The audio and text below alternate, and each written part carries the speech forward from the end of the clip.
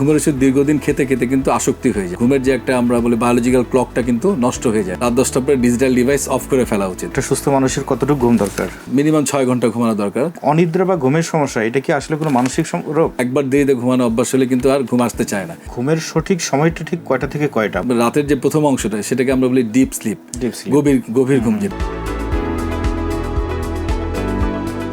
আজকাল ঘুমের সমস্যা বা অনিদ্রা এটা একটা কমন সমস্যা। অনেক মানুষ সারা রাত জেগে থাকে, অনেকে এমনিতে ঘুমায় না।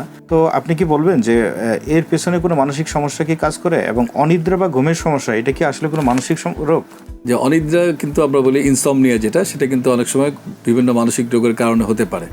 আবার অনেক ক্ষেত্রে কিন্তু আবার একটা অংশ যাদের মধ্যে কোনো নির্দিষ্ট মানসিক রোগ খুঁজে পাওয়া যায় না। সাধারণত আমরা বলি যে অনিদ্রা বা ঘুম না হওয়া যেটা, যেমন দুইভাবে হতে পারে। একটা হচ্ছে আপনার সে ঘুমানোর চেষ্টা করছে কিন্তু ঘুম আসতেছে না, কিন্তু একটা পর্যায়ে 2-3 ঘন্টা পরে কিন্তু ঘুম চলে আসে, এবং সেই ঘুমটা কিন্তু আপনার সকালে অনেক দূর পর্যন্ত এক্সটেন্ড করে, যেমন ধরেন 10টা 11টা 12টা পর্যন্ত। তো এই ধরনের যে প্যাটার্ন, এটাকে আমরা বলি যে সাধারণত এংজাইটি বা উদ্বেগজনিত মানসিক রোগের জন্য হতে পারে। মানে এটাও কি মানসিক স্বাস্থ্যে প্রভাব ফেলবে? জি, অবশ্যই মানসিক স্বাস্থ্যে প্রভাব ফেলবে। কারণ হচ্ছে আমরা ঘুমের মধ্যে কিন্তু আমাদের নর্মাল যে ফিজিওলজিক্যাল যে মেকানিজম, অনেকগুলো হরমোন নিঃসৃত হয়, যেটা দিনের বেলায় কখনোই হবে না। এখন একজন ব্যক্তি যদি সারা জেগে থেকে সারাদিন যদি ঘুমায়, কিন্তু ঘুমের প্রয়োজনটা সে মনে করলো মানে হয়ে গিয়েছে, কিন্তু তার ওই যে মানে বায়োলজিক্যাল ক্লক, যেমন সূর্যের আলোকে কিন্তু ওই হরমোনগুলো সিক্রেশন হবে না, জি সার্কাডিয়ান রিদম, সেটা হবে না। না হওয়ার কারণে কিন্তু আপনার আমাদের বডির যে মেকানিজম বা ব্যালেন্স, সুস্থ রাখার যে প্রক্রিয়াটি কিন্তু বাধাগ্রস্ত হবে। আরেকটা হচ্ছে বিষণ্ণতা বলি, বিষণ্ণতা রোগের মধ্যেও কিন্তু আপনার অনিদ্রা হয়, ঘুম আসতে চায় না। এখানে প্যাটার্নটা কিন্তু এংজাইটি বা উদ্বেগজনিত মানসিকের থেকে একটু আলাদা।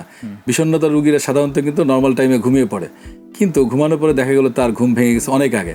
সে হয়তো রেগুলার ফজরের নামাজের সময় উঠতো 5টার দিকে, এখন তার ঘুম ভেঙে যাচ্ছে 3টার সময়। এটাকে বলে আর্লি মর্নিং অ্যাওয়েকেনিং, যে সকালে ঘুম ভেঙে যায়। এটা খুবই ক্যারেক্টারিস্টিক প্যাটার্ন ডিপ্রেশন বা বিষণ্ণতা রোগ, যেখানে মন খারাপ থাকে, কাজে উৎসাহ চলে যায়, নেগেটিভ চিন্তা এগুলো আসে। আরেকটা যেটা আমরা বলি যে অনেক সময় মাদকাসক্তির কারণে, যেমন ঘুমের ওষুধ কিন্তু বেনজোডায়াজেপিন যেগুলো, সেই ঘুমের ওষুধ দীর্ঘদিন খেতে খেতে কিন্তু আসক্তি হয়ে যায়, ডিপেন্ডেন্স। তখন কিন্তু দেখা গেল সে একটা ক্লোনাজিপাম মানে 1 মিলিগ্রাম খেয়েছে, কিছুদিন পরে 1 এর কাজ হচ্ছে না, 2 খাচ্ছে, 3 খাচ্ছে।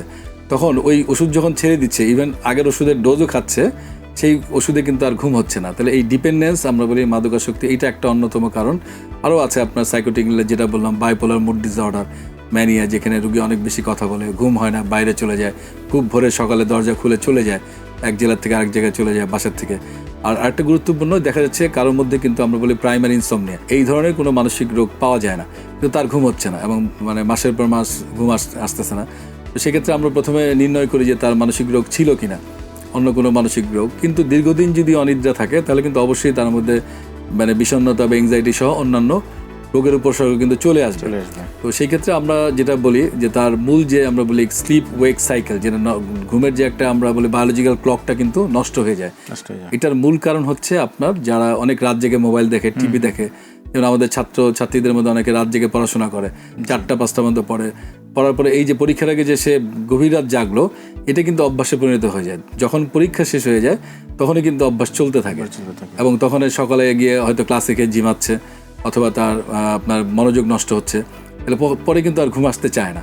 তো ডিজিটাল ডিভাইস কিন্তু একটা বড় সমস্যা, যে আমরা বলি যে ঘুমের জন্য যে স্বাস্থ্যবিধি, যে এই ক্ষেত্রে আমরা বলি যে স্লিপ হাইজিনটা। আমরা ডিজিটাল ডিভাইস প্রসঙ্গে আসবো। আমি জানতে চাচ্ছি যে আপনি ঘুমের প্রসঙ্গে যেহেতু নিয়ে আমরা আলোচনা করছি, আপনি কি আমাদেরকে বলবেন যে ঘুমের সঠিক সময়টা ঠিক কয়টা থেকে কয়টা, মানে কোন টাইমের ঘুমটা আমাদের জন্য জরুরি, এবং ওই টাইমের ঘুমের মধ্যে আসলে শারীরিক কি পরিবর্তন ঘটে বা কি উন্নতি হয়?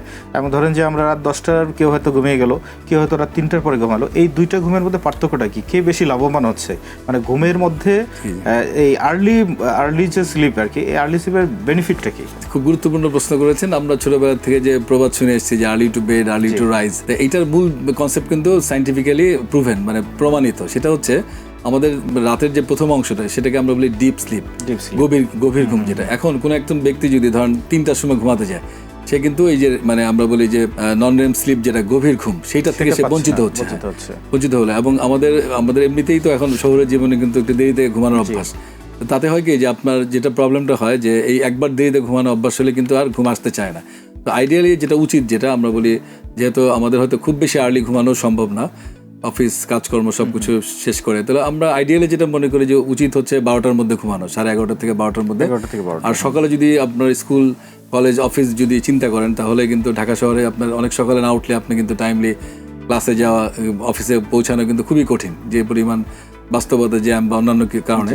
এবং স্টুডেন্টদের জন্য কিন্তু এই কথাটি প্রযোজ্য। এবং আমরা যেটা বলি যে সাধারণত 10টার পরে, রাত 10টার পরে ডিজিটাল ডিভাইস অফ করে ফেলা উচিত। কারণ যদি সেটা না করা হয়, অনেক সময় হয়তো সারাদিন ক্লান্ত হয়ে বাসায় গিয়ে খাওয়া দাওয়া করে ঘুমে মোবাইল থেকে ইউটিউব দেখা শুরু করলো।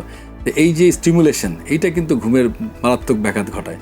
এবং অনেকের মধ্যে কিন্তু এই প্রবণতা থাকার কারণে ঘুম আসে না। তারা মনে করে ঘুম যেহেতু আসতেছে না, এই মানে টেনশন কাটানোর জন্য তারা এই মানে অনেক সময় মানে ভিডিও দেখে মনে করে সময় কাটানোর চেষ্টা করে।